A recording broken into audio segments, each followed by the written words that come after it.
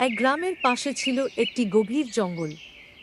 সেই জঙ্গলের মধ্যে ছিল অনেক বড় বড় গাছ। তার মধ্যে একটি গাছ ছিল বিশেষ, কারণ সেই গাছটি কথা বলতে পারত।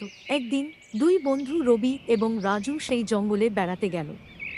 তারা জঙ্গলের ভেতর দিয়ে হাঁটতে হাঁটতে গভীরে চলে গেল। হঠাৎ তারা সেই বিশেষ গাছটির সামনে এসে দাঁড়াল।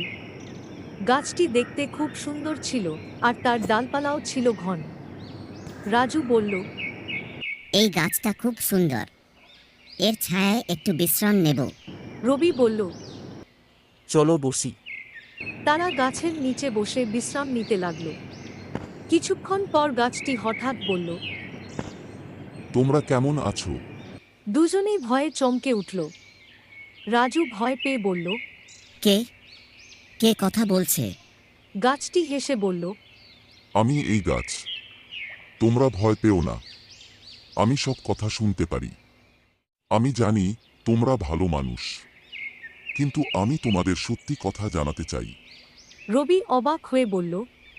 তুই কি সত্য বলবে? সত্য হলো, যারা সত্য বলে তাদের জীবন সবসময় সুখের হয়। মিথ্যে বলা কখনোই ভালো নয়।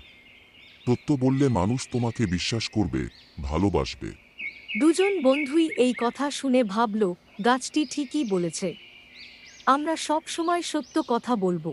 তারা গাছকে ধন্যবাদ জানিয়ে জঙ্গল থেকে বেরিয়ে এলো। সেই দিন থেকে তারা সব সময় সত্য বলার চেষ্টা করল। এই গল্প থেকে আমরা শিখতে পারি যে সত্যি কথা বলা খুব গুরুত্বপূর্ণ।